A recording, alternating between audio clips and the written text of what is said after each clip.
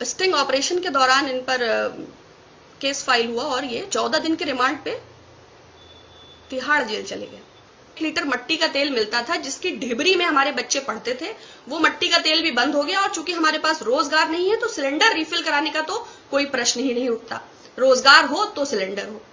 दूसरी चीज, अगर 2 करोड़ परिवारों के पास मकान ना होता, इंदिरा आवास योजना का नाम बदलकर प्रधानमंत्री आवास योजना कर लेना, निर्मल भारत को स्वच्छ भारत कर लेने से योजनाएं मौलिक रूप से आपकी नहीं हो जाती। दूसरा सवाल, क्या उन्होंने 5 प्रमुख सवाल पैदा करे सुधीर चौधरी जी ने कि अगर 10 करोड़ घरों में शौचालय ना होता, अगर घरों में 8 करोड़ घरों में गैस चूल्हा ना होता, अगर 2 करोड़ परिवारों के पास मकान ना होता। देखिए कितने गंभीर क्वेश्चन हैं इस कोरोना वैश्विक संकट के समय, जबकि देश आपदा महामारी से जूझ रहा है। तो देखिए सुधीर चौधरी जी ने कितने वाजिब सवाल उठाए हैं।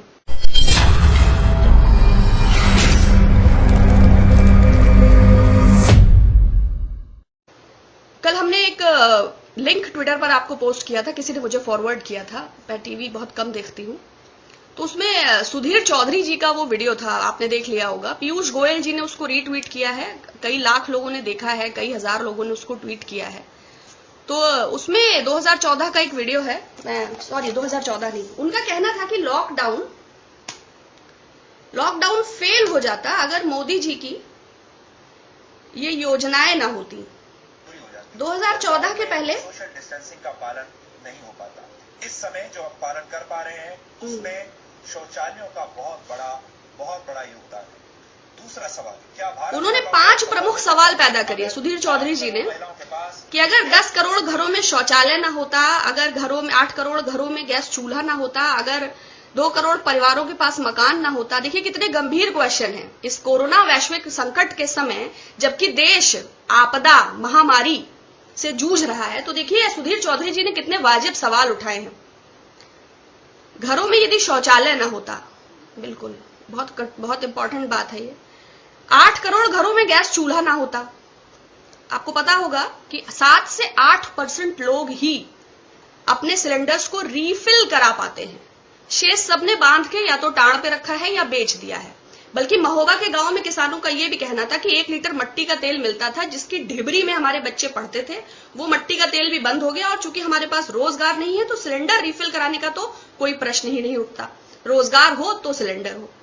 दूसरी चीज, अगर 2 करोड़ परिवारों के पास मकान ना होता, इंदिरा आवास योजना का नाम बदलकर प्रधानमंत्री आवास योजना कर लेना, निर्मल भारत को स्वच्छ भारत कर लेने से योजनाएं मौलिक रूप से आपकी नहीं हो जाती। Stop this cut copy and paste and it won't suits you as well. अगर 18,000 गांवों में बिजली ना होती, यह भी बड़ा कठिन प्रश्न है। 6,28,221 गांव हैं भारत में, उसमें से 18,000 गांवों में मोदी जी ने बिजली पहुंचाई है और सुधीर चौधरी जी आप तक पहुंचा रहे हैं। एक्चुअली मुझे लगता है 2014 के पहले सुधीर चौधरी जी के घर में शौचालय भी नहीं था। बड़ी मुश्किल से जंगल से लकड़ी काट के लाते थे, फिर माँ चूल्हे पर रोटी पकाती थी, फिर ये पैदल, सड़कें भी नहीं थी तो पैदल 2.5 कोस चल के नदी पार करके नाव से फिर बैलगाड़ी पे बैठ के पत्रकारिता के संस्थान में जाते थे। फिर वहां पे बंक किया या क्या किया कि पत्रकारिता का कोर्स तो पूरा हो गया किंतु मानवता और नैतिकता वहीं पर छूट गई। तो जो डेटा दिया है इन्होंने, बैंक का भी दिया है। जनधन खाते कुल कितने खुले हैं? अगर आप जाएंगे तो जनधन की वेबसाइट पर ही ये मेंशन है कि 22% खातों में तो फूटी कौड़ी भी नहीं है, बाकी खातों की भी क्या स्थिति है वो उसमें दिया हुआ है। रिफिल का मैंने आपको बता ही दिया। बिजली का 18,000 गांव भी मैंने आपको बता दिए। 1947 में जब भारत आजाद हुआ तो 1500 गांव विद्युतीकृत थे। अगर चौधरी जी का बस चले तो थॉमस एल्वा एडिसन और माइकल फैराडे विद्युत के आविष्कार से भी मोदी जी को जोड़ दें कि नील आर्मस्ट्रांग ने पहला पांव नहीं रखा था, वो तो मोदी जी पहले चंद्रमा पे चढ़े थे। अगर चौधरी जी का बस चले तो वास्को डिगामा ने समुद्री मार्ग की खोज नहीं की थी, वो भी मोदी जी ने ही की थी। तो 2014 के पहले कोई बुनियादी सुविधाएं नहीं थी। तो 23 करोड़ लोगों के बैंक खाते भी मैंने आपको बता दिया। बैंकें कैसे बनी थी वैसे चौधरी जी?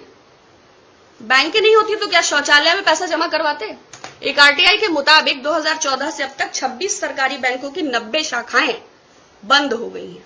और बैंकिंग व्यवस्था पे ज्यादा बात करेंगे तो समय बीतता चला जाएगा, क्योंकि सबसे ज्यादा दुर्गति अगर कोई है तो बैंक कर्मियों की, देश सेवा के नाम पे नोटबंदी के समय उनके जो हालात हुए, और आज 17,500 रुपए में वो देश के दुनिया के देश भर के हिस्सों में किस तरह अपनी नौकरी कर रहे हैं, ये तो बस बैंक कर्मी ही जानते हैं।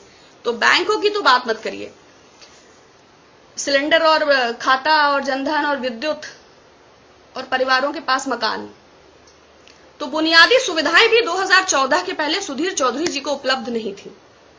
ये बहुत प्रख्यात पत्रकार हैं। अगर आप विकिपीडिया पे जाते हैं तो आप पाएंगे कि जो है इनका राशि जो है वो मिथुन राशि है। नक्षत्र और नक्षत्र के पद और गोत्र इन्होंने मेंशन नहीं किया है, और चूंकि अब विकिपीडिया अकाउंट एडिट हो सकता है अपने हाथों से, तो कुछ उसमें महत्वपूर्ण बातें मिस हो गई। इनका एक गौरवशाली अतीत है। 2012 में जिंदल स्टील्स प्राइवेट लिमिटेड से 100 करोड़ रुपए extortion money, 100 crore extortion money, extortion समझते हैं, रंगदारी, यू अंडरस्टैंड, अवैध वसूली। तो 100 crore extortion money Jindal steels से जब मांगा गया तो स्टिंग ऑपरेशन के दौरान इन पर केस फाइल हुआ और ये 14 दिन के रिमांड पे तिहाड़ जेल चले गए। अब ऑब्वियस सी बात है कि पत्रकारिता, वो भी बिना नैतिकता, बिना मानवता, और फिर तिहाड़ का 14 दिन का एक्सपीरियंस, तो इन्होंने बहुत तरक्की किया। निकले तो थोड़ा मानसिक रूप से असंतुलन होना स्वाभाविक था, वो इनकी पत्रकारिता में भी दिखता रहता है। बगदादी और गद्दाफी और पत्थरबाजी और खलीफा, उससे बाहर निकल नहीं पाते हैं, लेकिन खैर इट हैपेंस।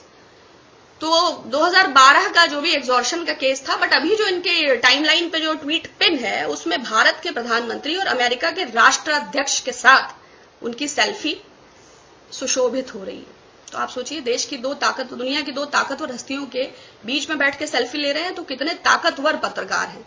अब इतनी ताकत रहेगी तो मानवता और मूल्य और नैतिकता और पत्रकारिता और चाटुकारिता, इसमें भेद भी समझ नहीं आएगा।